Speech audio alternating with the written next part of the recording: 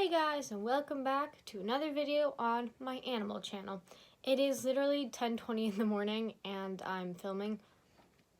Yeah, my lips are brown. I just had Chex for breakfast and now my mouth really hurts, like the roof. So I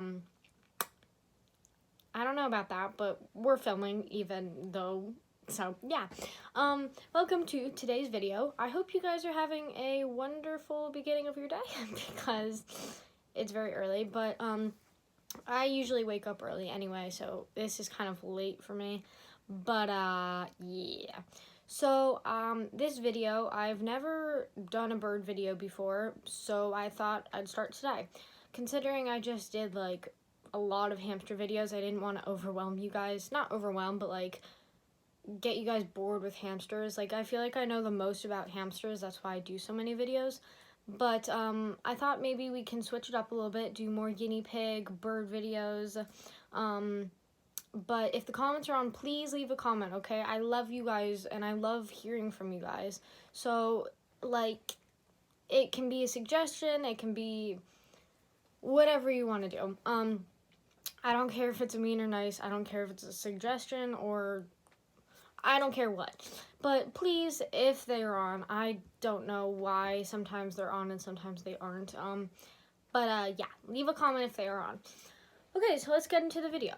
As you guys already know from the title, it's kind of what you should know before you get a bird. So the first thing is, a lot of people think that all seed mixes for birds are good, which they are not. Seeds are very high in fat, and when you put them in a cage for most of their day, they can't really have all of that wing space or time to fly around. So their diet should consist of, I have like all of, this is my Chromebook, but you guys can't really tell, but it's all my information from videos and stuff. So it should contain of veggies, cooked grains, sprouted seeds, and a little bit of fruit, not too much, but you know, a few fruit is good here and there.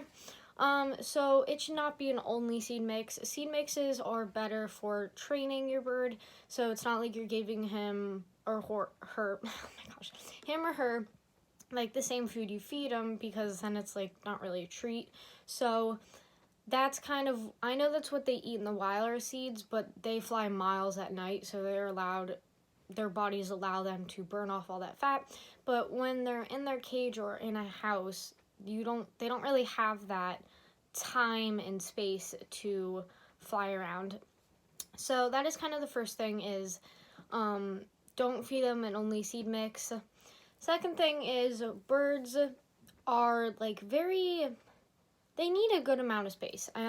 Their cage should not be like this tall and then this wide, and it should be not this like wide and then this tall. It needs to be a good width and a good height, because it's kind of different for other birds because some have bigger wings than other, but their cage should really only be for sleeping.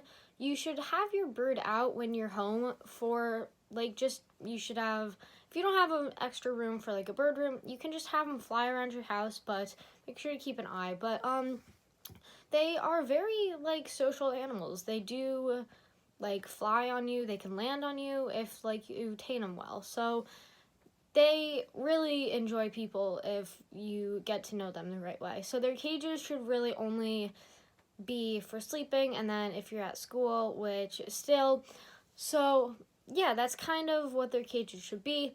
I don't know the exact measurements, but please don't get a cage that is like really, really tall and like barely any wide. That's like the opposite of a hamster, is you need them really long. Next thing is, you should have your cage set up before you bring your bird home. That's kind of common sense. I mean, you should do that with really any other animal. For Bear, his cage was already set up. For Mr. Gecko, he came in a different cage, so I couldn't really set it up because I didn't know I was going to get him.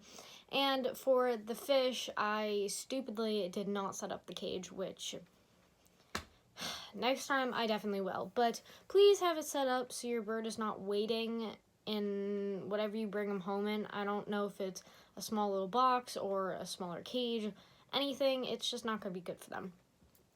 Another thing is, when you're setting up their cage, it should have a lot of toys. Birds love toys. I mean, they have a lot of energy.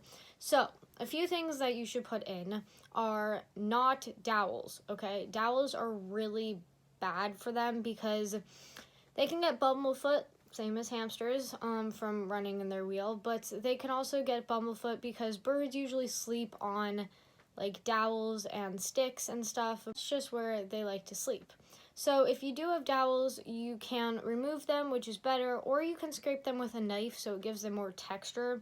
But try to stay away from dowels if you don't have any. I wouldn't go out and buy them. So natural perches are a lot better because they have texture and they're not so round that they can get bumblefoot or sores on their feet because that can hurt them a lot. So stay away from dowels, but you can get some natural stuff for their cage. Also, try to stay away from more plastic toys. Birds like to chew things and shred stuff, and you can't really do that with plastic. It's not like a good foraging toy. So I think everybody is familiar with finger traps. They do make toys out of that. They also just make like fun paper toys, and if you do not like, you should have your cage set up, but if you want to get more stuff, you can also use toilet paper tubes. Those are good, but just keep an eye on them and everything. They should have just like a whole bunch of different toys and a lot of platforms. Also, try to put some of the platforms up top because birds feel a lot more safer when they're higher off the ground, which kind of leads to the next thing of hanging cages. Hanging cages can cause a lot of stress for birds, especially because they fly everywhere. So if they like accidentally land, or not accidentally, if they land on something and the cage starts swinging, I mean, would you be really happy with that? So try to keep birds off the floor but away from swinging cages. Just try to get, like, you could put it, most good sized cages come with like a stand. So yeah, I mean, a lot of the non-good sized cages don't. So that's kind of another tip that if you can tell. But yes, lots of toys, and bungees do, did I say budgies? Do love swings. So if you do have a budgie, I feel like I'm saying that wrong, but you guys know what I mean. Then you can provide a swing. Another thing are mirrors. I feel like mirrors are okay, but if they start to get aggressive or don't want to look away from the mirror, you should definitely remove it.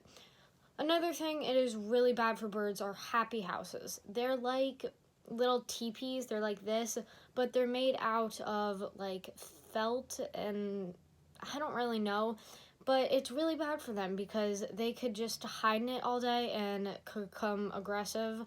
And then they could also eat it and they can't digest that, so all of like the string and stitching could get stuck in them. So please stay away from happy houses because there's been a lot of injuries. Yeah, so stay away from that. On to the next thing.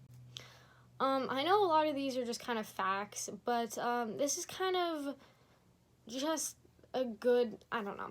But another thing is millet sprays should not be just stuck in their cage. I know they make like little feeders and stuff. They should be more for treats or taming. They should not just be stuck in their cage. It's not good for them. Same with like seeds.